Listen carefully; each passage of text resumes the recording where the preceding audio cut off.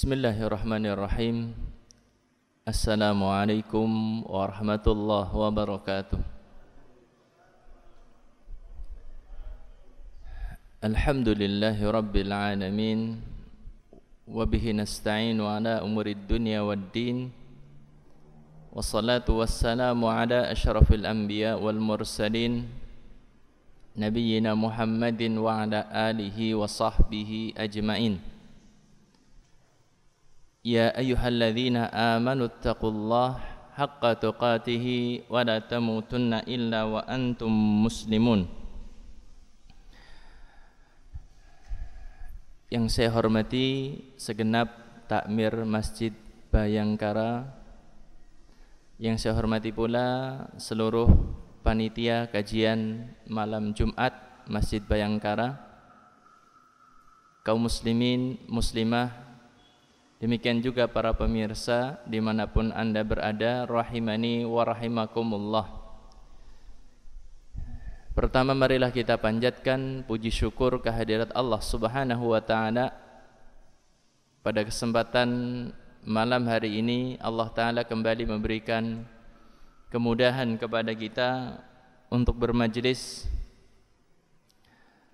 Besar harapan kita dari majlis ini ada tambahan ilmu yang kita dapatkan, yang nantinya membantu kita dalam ketaatan kepada Allah Subhanahu wa ta'ala. Tidak lupa salawat beriringan dengan salam semoga senantiasa terlimpah tercurah bagi panutan kita Nabi besar Muhammad sallallahu alaihi wasallam, keluarganya, para sahabatnya, demikian juga umatnya yang setia hingga akhir zaman. Kaum muslimin dan muslimah, Bapak Ibu sekalian, saudara-saudariku rahimani wa rahimakumullah. Di majelis kita malam hari ini yang akan kita bahas adalah sebuah judul, menggapai bahagia dengan qanaah. Setiap manusia yang ada di muka bumi ini keinginannya adalah sama, bisa mendapatkan kebahagiaan. Tua, muda, laki-laki, perempuan, semua manusia ingin mendapatkan kebahagiaan dalam kehidupannya. Saudaraku yang dimuliakan oleh Allah, yang membagi-bagi kebahagiaan kepada manusia adalah sama dengan yang membagi kehidupan. Yang membagi kebahagiaan itu sama dengan yang membagi rizki. Yaitu siapa? Allah Subhanahu wa ta'ala. Kalau pingin kita wujudkan kebahagiaan dalam kehidupan kita, maka ikutilah apa yang Allah Subhanahu wa ta'ala sebutkan di dalam Al-Quran, bahwasanya hal itu akan mendatangkan kebahagiaan. Ikutilah apa yang ada di dalam hadis Nabi sallallahu alaihi wasallam, bahwasanya hal itu akan mendatangkan kebahagiaan.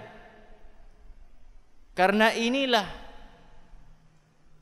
jalan yang bisa menghantarkan kepada kebahagiaan yang sejati.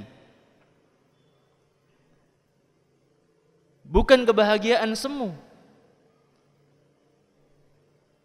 Jangan pernah tertipu dengan apa yang ada di muka bumi ini yang bisa menjadikan seorang tertawa terbahak-bahak, yang menjadikan seorang bisa bersenang-senang sepuasnya. Saudaraku yang dimuliakan oleh Allah, ada di sana kebahagiaan semu, ada di sana kebahagiaan hakiki. Kebahagiaan semu itu kebahagiaannya akan habis. Kebahagiaan itu akan hilang ketika seorang terpisah dari kehidupan dunia. Itu kebahagiaan semu. Ketika seorang mati, sudah habis kebahagiaan yang dia rasakan. Adapun kebahagiaan hakiki itu adalah kebahagiaan yang terus akan dirasakan oleh seorang meskipun dia itu sudah berpisah dari kehidupan dunia. Karena di alam kubur, di alam barzakh itu ada kebahagiaan. Karena di padang mahsyar juga ada orang-orang yang mendapatkan kebahagiaan. Karena di atas sirat juga ada orang-orang yang mendapatkan kebahagiaan. Sungguh tertipu ketika seorang dia mati-matian berusaha untuk mendapatkan kebahagiaan yang sifatnya cuma sekedar di dunia saja.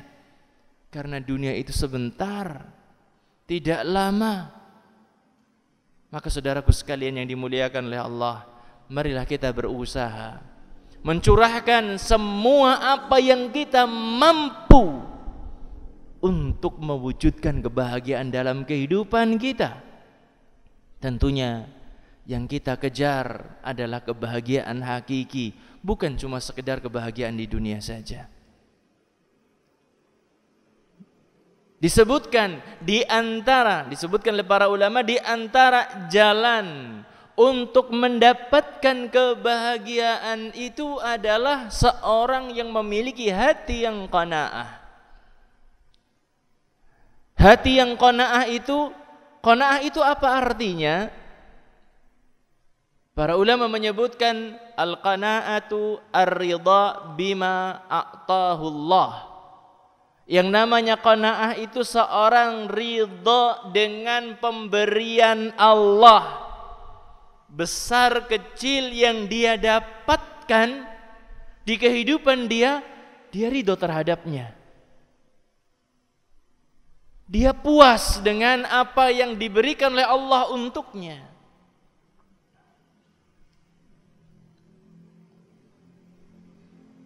Kalau dalam bahasa Jawa itu nrimo ing pandum, menerima pemberian Allah Subhanahu wa ta'ala, hatinya lapang. Yang namanya kehidupan ya tentunya ada kadang-kadang merasa kita rasakan lapang, rezeki, kesehatan ada, keluarga lagi harmonis banget gitu ya. Kadang di waktu yang lain ada kesempitan rezeki, ada sakit, ada keluarga agak susah diomongin, ada masalah apa lagi. Seperti itu ya wajar. Saudaraku yang dimuliakan oleh Allah. Namun untuk mewujudkan qanaah ini tentunya ya perlu banyak belajar. Tidak cukup kita belajar satu majelis, duduk 1 jam umpamanya majelis taklim tentang qanaah, kemudian kita jadi keluar dari majelis sudah jadi orang qanaah semuanya. Enggak. Perlu belajar, perlu menggembleng diri, latihan seperti itu.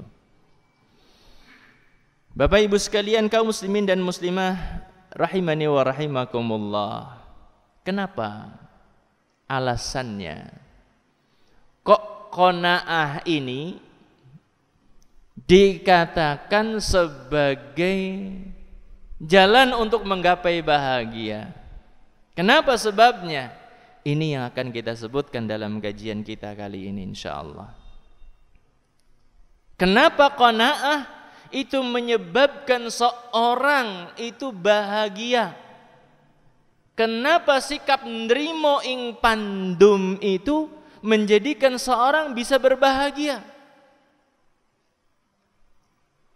Saudaraku rahimani wa rahimakumullah, di antara alasannya adalah karena seorang yang qanaah bagaikan seorang yang menguasai semua kenikmatan dunia.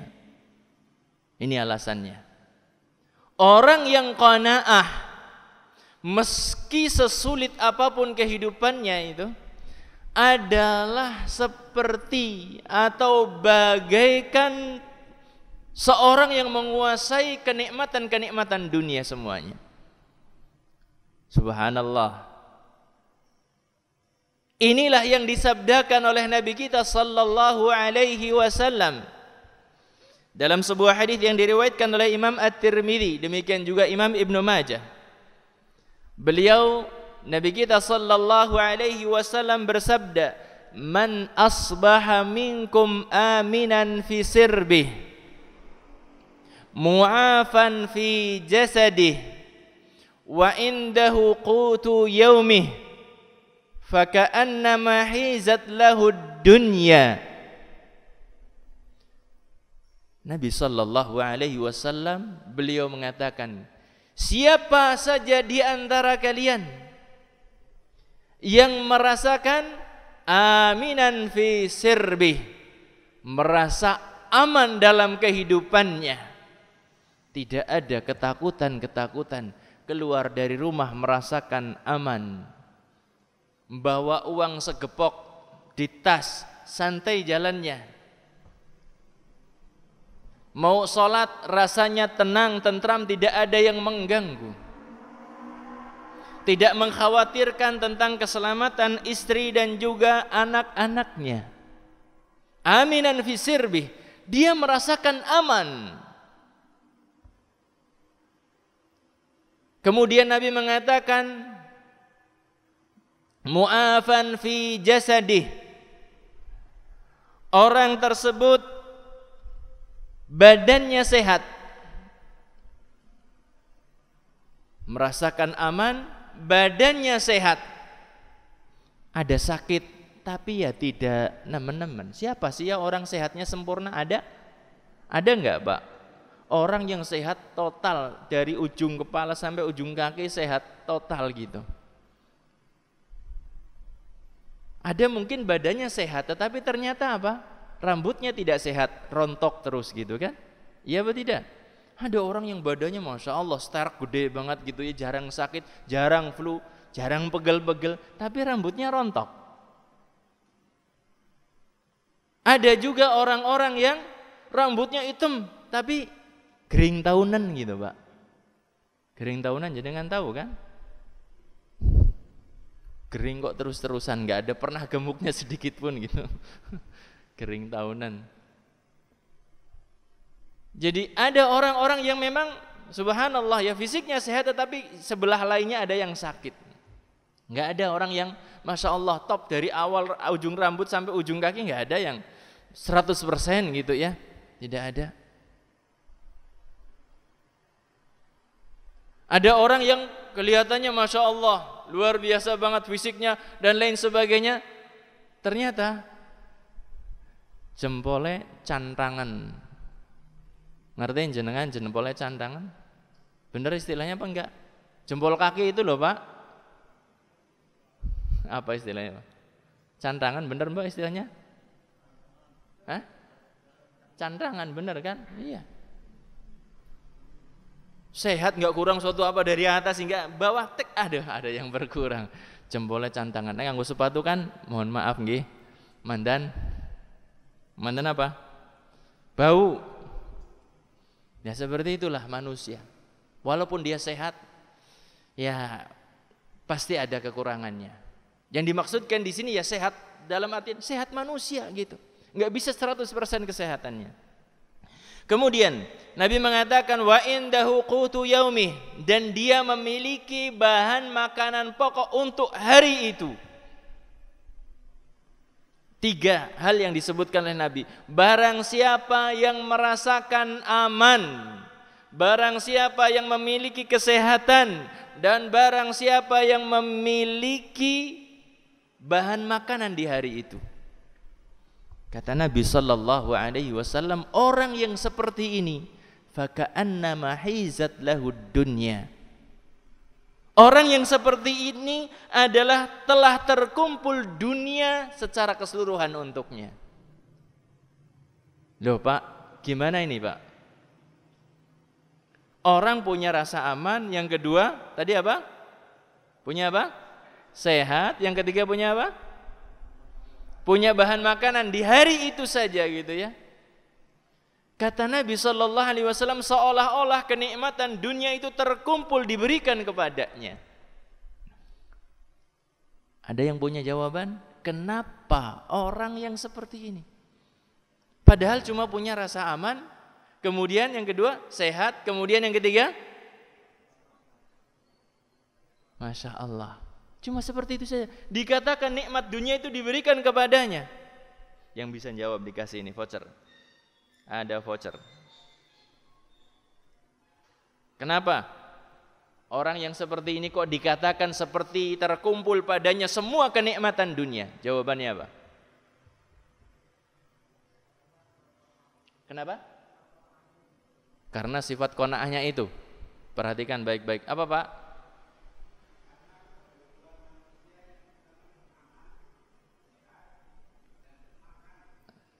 Masya Allah, itu. Karena kebutuhan utama manusia itu ya punya keamanan, punya kesehatan, dan punya makan di hari itu. Coba sekarang, orang yang dikatakan sebagai raja di dunia ini, yang paling kaya di dunia ini, apa yang dia cari sih sebenarnya? Apalah artinya kalau seandainya dia punya kekayaan nomor 1 di dunia, tapi nggak punya rasa aman? Bisakah dia menikmati menikmati kekayaannya? Tidak bisa. Mohon maaf Pak, ini Pak, saya kasih hadiah dulu Pak. Mohon maaf Mas. Barakallahu fiik. Sehebat apapun seorang panglima dengan ratusan ribu anak buah misalnya seperti itu, apa yang dia cari dengan pasukan yang begitu banyak tersebut? Rasa aman. Seorang yang kaya dibangun tembok tinggi sekali di depan rumahnya, dia mencari rasa aman. Yang dicari oleh orang-orang yang kaya itu, penguasa-penguasa dunia itu, rasa aman, sehat, kemudian apa? Makan. Apakah seorang yang kaya kemudian makannya sehari itu sekintal beras gitu, Pak? Orang yang kaya makannya berapa sih? Ya sama porsinya, kecuali kalau orang kaya kemudian badannya super 200 kilo beratnya gitu, ya makannya mandan banyak gitu memang. Tetapi orang pada umumnya makan ya seperti itu sama. Cuma memang dia beda rasa gitu ya. Kita yang biasa-biasa dengan orang kaya ya beda rasa, beda bumbu gitu ya. Kenyangnya sama. Mungkin kalau orang miskin kenyangnya lebih lama Pak. Makan gatot umpamanya pagi-pagi sarapan gatot. Lebih lama mana? Awet mana? Gatot dengan apa pagi-pagi orang kaya itu? Roti? Awet mana ini? Masya Allah. Nasi sama-sama nasi, cuma ya bumbunya beda gitu ya. Kuah sama-sama kuah, cuma bumbunya agak beda, campurannya beda gitu. Tetapi yang dicari ya cuma seperti itu saja. Orang yang kaya banget sekarang kalau sakit-sakitan, ada sebagian orang mengatakan subhanallah, iya sakit-sakitan tapi kan duit, subhanallah. Mandan nasi kena nggo tuku apa kesenangan gitu. Sebagian orang mengatakan seperti itu. Enggak sebenarnya. Orang itu kalau ditawari hartanya semuanya diganti dengan kesehatan, dia akan tukar kok. Saudaraku sekalian yang dimuliakan oleh Allah, maka disinilah kenapa orang yang qanaah itu bisa bahagia, karena seolah-olah dunia dengan kenikmatan yang ada padanya diberikan untuknya. Bagaimana tidak bahagia? Kenikmatan-kenikmatan yang diberikan kepadanya sudah luar biasa. Dia punya rasa aman, tentram, mau kemana saja dia jalan santai, gak ada ketakutan. Malam hari keluar santai, gak ada ketakutan-ketakutan. Gak khawatir tentang keselamatan istri dan juga keluarganya. Tidak khawatir tentang perbendaharaan uangnya yang dia simpan. Kemudian dia punya kesehatan yang sudah bisa menjadikan dia tambah kuat dalam ibadah kepada Allah. Apa artinya sekarang fisik sehat kalau enggak tambah ibadah kepada Allah? Apa artinya sekarang kalau seandainya orang bisa lari 10 km tetapi enggak kuat untuk sholat 10 rakaat taraweh? Taraweh kan ya 10 tambah 1 gitu ya. Apa artinya kalau seandainya seorang bisa sepedaan puluhan kilometer tetapi untuk duduk sebentar di majelis taklim wis klesedan gitu ya. Karena sejatinya kita nyari sehat itu untuk apa? Untuk ibadah kepada Allah. Jangan salah. Olahraga itu cuma sekedar apa? Sarana, bukan tujuan utama. Tujuan utama kita punya fisik sehat. Karena fisik sehat, kita lebih lama bertahan hidup di dunia. Semakin lama bertambah hidup kita di dunia, semakin banyak ibadah yang kita kerjakan. Kan tujuannya seperti itu. Demikian juga jamaah sekalian yang dimuliakan oleh Allah, kalau kita sudah punya bahan makanan di hari itu, kita sebenarnya sudah cukuplah. Tapi manusia itu kadang-kadang subhanallah, yang di rumahnya sekarang ini ya, yang namanya manusia, orang persediaannya di rumah itu sudah komplit banget. Beras standar di rumah antum berapa ini? Standar di rumah antum, standarnya kalau belanja beras berapa kilo? Hah? Ada yang jawab, Pak? Yang anggota keluarganya paling banyak di sini siapa? Ada yang punya anak lebih dari 5? Enggak ada. Ada yang anaknya 4? Berapa, Pak? Anaknya berapa? 4. Sama seperti saya. 1 bulan berapa? Iya. Kalau belanja gitu. Nanti 10 kilo berapa? Sebulan? Masya Allah. 10 kilo sebulan. Cukup, Masya Allah. Itu kita belanjanya sudah 1 bulan gitu ya. Masya Allah. Digambarkan oleh Nabi kan gambaran yang sangat sedikit. Di saat itu, di hari itu dia punya bahan makanan. Itu sudah seperti apa? Raja di raja gitu. Kalau kita sebulan berarti di atasnya raja di raja. Masya Allah. Jamaah sekalian rahimani wa rahimakumullah. Maka inilah alasan yang menjadikan orang qanaah itu bisa bahagia. Kemudian di antara alasan yang lain yang menjadikan orang qanaah itu bahagia adalah karena Nabi sallallahu alaihi wasallam menyebut orang yang qanaah itu adalah orang yang beruntung. Jadi Nabi sallallahu alaihi wasallam menyebutkan orang-orang yang qanaah itu dikatakan sebagai orang yang beruntung. Dalam sebuah hadis yang diriwayatkan oleh Imam Muslim, Nabi sallallahu alaihi wasallam beliau bersabda, "Qad aflaha man aslama wa ruziqa kafafan wa qanna'ahu Allahu bima atahu." Kata Nabi sallallahu alaihi wasallam, qad aflaha, sungguh telah beruntung. Siapa orang yang beruntung itu? Beliau menjelaskan, man aslama, orang yang berpegang dengan ajaran Islam itu orang yang beruntung. Ini pokok keberuntungan. Tidak ada keberuntungan bagi orang-orang yang jauh dari Islam. Yang beruntung itu adalah orang yang aslama, berislam. Orang yang tunduk dan taat kepada Allah. Seorang muslim adalah seorang yang menyerahkan diri kepada Allah secara totalitas. Ini dikatakan orang yang beruntung. Kemudian waruziqa kafafan, diberikan rizki berupa rasa cukup di dalam hati. Kecukupan, rizkinya itu cukup. Tapi jangan diplesetkan seperti orang kita. Ketika pengen rumah cukup, ketika pengen beli mobil cukup, ketika pengen pelesiran cukup, ketika pengen nyekolahkan anak cukup. Nah, Kalau cukup seperti ini ya Masya Allah. Karena yang namanya kekayaan itu di dalam hati, bukan dengan banyaknya perbendaharaan harta.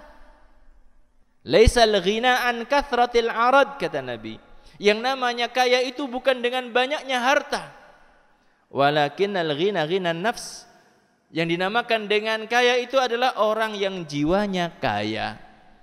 Sebagaimana Nabi SAW menyebutkan, Innallaha yuhibbul abdat taqiyal khafiyal Innallaha yuhibbul abdat taqiyal ghaniyal khafiyya.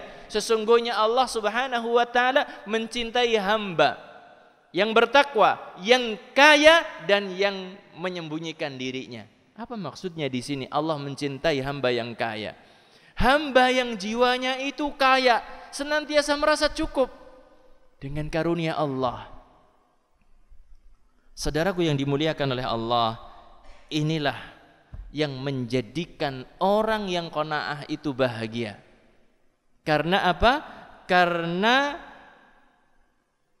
dia dikatakan oleh Nabi sebagai orang yang beruntung. Masya Allah. Kalau orang yang beruntung itu sulit untuk dilawan jamaah. Sampai di istilah kita itu kadang disebutkan ya, wong bejo, wong pinter kalah ya. Wong pinter kalah nang wong bejo gitu. Beruntung. Dia mendapatkan kebaikan yang banyak dari Allah Subhanahu wa taala. Kemudian kita lanjutkan.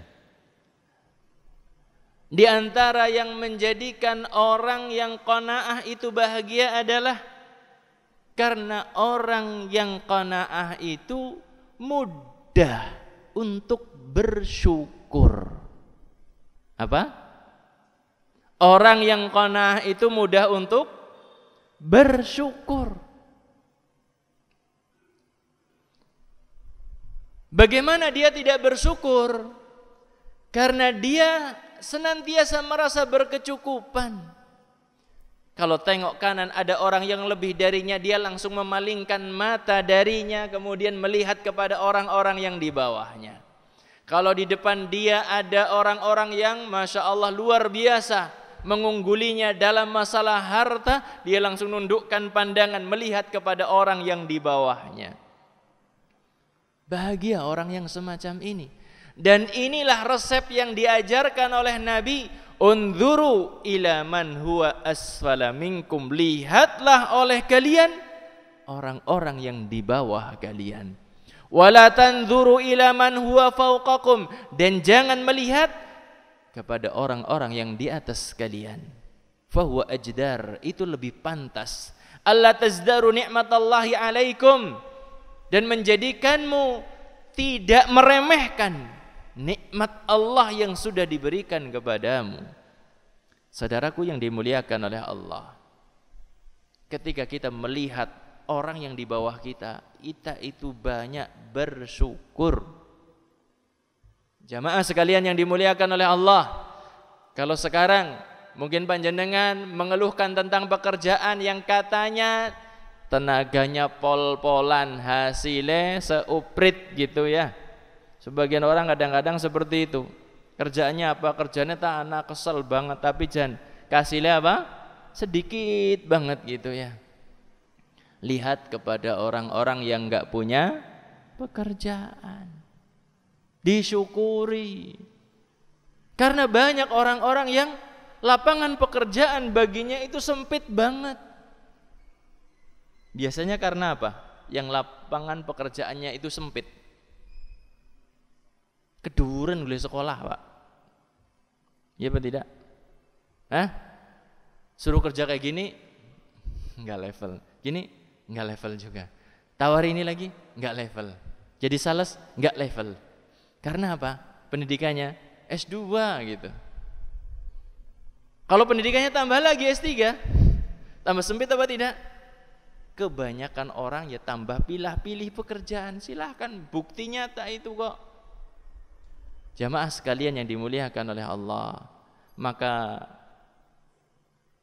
berusahalah ngikuti saran dan anjuran dari Nabi sallallahu alaihi wasallam. agar kita bisa lebih bersyukur. Dan orang yang bersyukur itu adalah levelnya level para nabi, itulah yang bersyukur. Nabi sallallahu alaihi wasallam ketika diingatkan salat malam sampai bengkak kakinya, bukankah dosanya yang telah lalu diampunkan semuanya? Beliau mengatakan, afala akunu abdan syakura? Apakah aku tidak boleh menjadi hamba yang banyak bersyukur? Kita bersyukur kepada Allah dengan apa yang sedang kita miliki saat kita sekarang ini. Orang yang bersyukur itu luar biasa sebenarnya. Menjaga nikmat Allah itu dengan bersyukur. Bahkan yang namanya bersyukur bukan hanya sekedar menjaga nikmat Allah, bahkan menambah. La in syakartum la azidannakum. Jika kalian bersyukur maka pasti akan aku berikan tambahan. Berarti apa? Nikmat yang sudah ada enggak kemana-mana kalau kita bersyukur. Kemudian kalau kita bersyukur bahkan akan datang yang lainnya lagi gitu. Wahai para pemilik harta yang sudah melewati nisab, yang sudah seumur 1 tahun, keluarkanlah di sana harta yang merupakan itu sebagai zakat. Tidak banyak, cuma 2,5% saja. Berarti berapa? 1/40. Kalau punya 40 juta dikeluarkan berapa? 1 juta. Kalau punya 400 juta dikeluarkan berapa? Berapa? 10 juta. Nggak tukar motor, nggak anaknya cukup. Hitungannya seperti itu. Kadang-kadang digatoli. Ini wis gede, duitnya banyak. Kayak kenal nggak tuku Mac anyar gitu. Astaghfirullahaladzim. Jamaah yang dimuliakan, hitung-hitungannya itu sedikit banget Kak. Sedikit banget dari harta itu yang dikeluarkan. Kalau seandainya kita sebutkan ini 1 lingkaran, itu sebagai kita punya 10 lingkaran. Harta kita gambarkan dengan 10 lingkaran ini. Yang kita keluarkan apakah 1 lingkaran ini? Tidak, 1/4 dari lingkaran ini. Kita punya lingkaran 10 nih. Harta kita umpamanya 10 miliar gitu umpamanya. Amin. Ada yang aminin apa enggak ini? Kayaknya sudah pada putus asa jadi orang kaya ini. Latangnya lamon temen aku duit-duit semenok gitu ya. 10 miliar.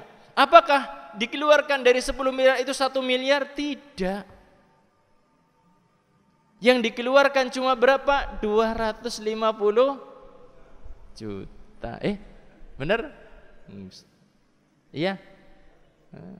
250 juta. Waduh, mana. Bukan di mobil dadi Ustaz. Dan di mobil anyar lumayan ya. Masya Allah. Mulanang masuk kayak wong wadon, nek wong wadon dan memper. Sebagian orang ketika megang duit ini, kalau duit ini sampai dipegang istri saya nggak bakal dikeluarkan Ustaz. Duit zakat gitu. Kalau ketahuan sama istri berapa? Pokoknya masalah zakat saya kumpulkan sendiri, saya pegang sendiri, saya keluarkan sendiri. Kalau ketahuan zakatnya sampai tadi yang saya sebutkan sampai 250 juta gitu zakatnya per tahun. Maka berat. Jamaah yang dimuliakan oleh Allah, maka berusahalah untuk terus mengikuti resep Nabi SAW. Lihat kepada yang di bawah kita,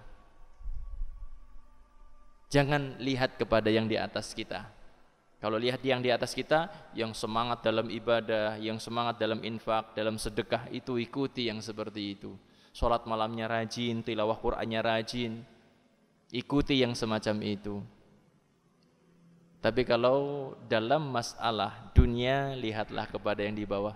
Kunci di antara kunci ketentraman hati, ketenangan jiwa kita seperti itu. Sudah masuk waktu? Belum di sini. Di luar sudah, nggak apa-apa. Di antara yang menjadikan kenapa orang yang qanaah itu bahagia adalah orang qanaah itu adalah orang yang enggak suka cari masalah. Di antara problema yang menimpa rumah-rumah kaum muslimin di saat kita sekarang ini adalah mereka itu punya utang. Kalau seandainya cuma utang saja, mending. Yang jadi masalah adalah utang plus zina dengan 36 pelacur. Apa maksudnya ini? Riba. Orang yang jiwanya qanaah, orang yang prinsip hidupnya adalah nrimo ing pandum, dia akan merasakan kecukupan dalam dirinya sehingga dia tidak berpikir untuk ngutang, tidak berpikir untuk punya apa? Hutangan. Yang dia pikirkan sudah cukup. Punya motor seperti ini, nggak perlu ngangsa-ngangsa tuku motor sing lebih bagus lagi, ngutang. Punya mobil, punya rumah, cukup yang seperti itu saja. Kalau seandainya mengakibatkan dia punya utang, sudah tinggalkan. Saudaraku sekalian yang dimuliakan oleh Allah. Tapi kan Nabi berhutang gimana Ustadz? Bedanya Nabi dengan kita ketika berhutang itu adalah beda tujuannya. Nabi berhutang untuk memenuhi kebutuhan hidup. Kalau kita berhutang untuk memenuhi gaya hidup. Beda atau sama? Beda. Sama berhutangnya, tetapi Nabi utangnya itu untuk bahan makanan. Di saat itu beliau enggak punya uang, maka beliau menggadaikan baju besinya. Kalau di zaman kita sekarang ini 1001 alasan untuk melegalkan hutang riba. Ustadz, tapi kan saya terpaksa. Lho siapa sing maksa jenengan? Memaksakan diri. Itu lebih pantas dikatakan seperti itu. Gak ada yang maksa, kecuali kalau banknya datang, pokoknya kamu harus utang, ditodong sama apa? Laras panjang gitu, kamu harus, itu namanya pemaksaan. Tapi kalau seandainya sekarang ngurus syarat-syarat sendiri datang ke sana, ini kan namanya memaksakan diri, bukan terpaksa. Jamaah sekalian yang dimuliakan oleh Allah, utang itu ya boleh, tetapi lebih baik dihindari. Ini beberapa waktu yang lalu saya kedatangan ya teman jamaah di masjid gitu ya. Dia jarang lah main ke tempat saya. Tiba-tiba malam-malam Bada Isya datang ke rumah saya. Mas Ustadz, aduh saya lagi berat banget masalahnya. Bener jane nasihat jenengan kemian. Dulu saya pernah ngobrol sama orang itu. Ora usah usaha nyelang maring bank. Sekarang ancamannya dicabut harta kekayaan yang di rumah, tanah yang dimiliki mau dicabut asetnya. Sampai kurus mikirin itu, ya Allah, ya Allah. Wis diomongnya orang ngandel. Kalau saya tega-tegan wis ngomong kat ganu orang ngandel ya karep-karepmu gitu. Minta solusi lagi gimana? Dikiranya saya punya duit banyak gitu ya, Masya Allah. Alhamdulillah darane wong sugih. Mendingan darane wong sugih apa mendingan darane wong ora duwe, Pak? Sebenarnya mendingan darane ora duwe tapi duwe gitu ya. Jadi bawaannya nyantai. Kalau dikira orang kaya itu kan kemana-mana ada orang deketin gitu. Astagfirullahaladzim. Dulu sebenarnya saya sudah nggak mau minjem, sebagaimana dulu nasihati sama jenengan gini-gini dan lain sebagainya. Tapi karena qadarullah, takdir ya, akhirnya minjem. Sekarang ya Allah, saya bingung, nggak ada solusi sama sekali. Dan itu adalah satu di antara, kalau di Indonesia jutaan atau puluhan juta? Kira-kira satu di antara jutaan atau di antara puluhan juta atau bahkan ratusan juta. Astagfirullahaladzim. Satu di antara belasan juta mungkin. Orang yang keblebek riba kemudian gagal usahanya, tanggungan utangnya utuh. Wis dicicil ping pira di awal, ternyata ditanya ke banknya utangnya berapa utang saya. Yang dulu cairannya berapa, segitu masih. Astagfirullah. Kejam banget ini orang.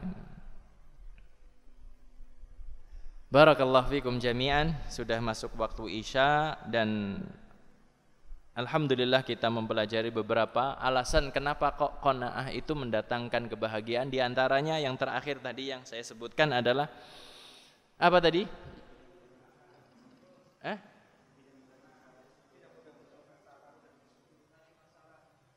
Tidak nyari masalah kalau orang qanaah itu ya. Di antara masalah yang menimpa orang-orang di zaman kita sekarang ini adalah apa? Berhutang. Hutangnya karena apa? Tidak puas dengan pemberian Allah. Maka berdoalah kepada Allah Subhanahu wa taala agar kita mendapatkan jiwa yang qanaah. Allahumma qanni'ni bima a'taitani wa barik li fihi. Ya Allah, berikanlah qanaah kepada hamba-Mu ini dengan apa yang Engkau telah berikan kepadaku. Wa barik li fihi, dan berkahilah rizki yang Engkau karuniakan kepadaku. Ini diantara doa yang bisa kita panjatkan kepada Allah Subhanahu wa ta'ala. Mungkin ini saja yang bisa saya sampaikan pada kesempatan kajian kita malam hari ini. Terima kasih atas perhatiannya. Kurang lebihnya mohon maaf. Ini masih ada 2 voucher, nanti akan saya pilih untuk saya berikan kepada yang hadir di majelis kita kali ini. Terima kasih atas perhatiannya. Kurang lebihnya mohon maaf. Yang benar dari Allah, salah keliru dari saya pribadi. Kita akhiri majelis kita dengan kafaratul majlis. Subhanakallahumma wa bihamdika asyhadu an la ilaha illa anta astaghfiruka wa atubu ilaik. Wabillahi taufiq wal hidayah. Wassalamualaikum warahmatullahi wabarakatuh.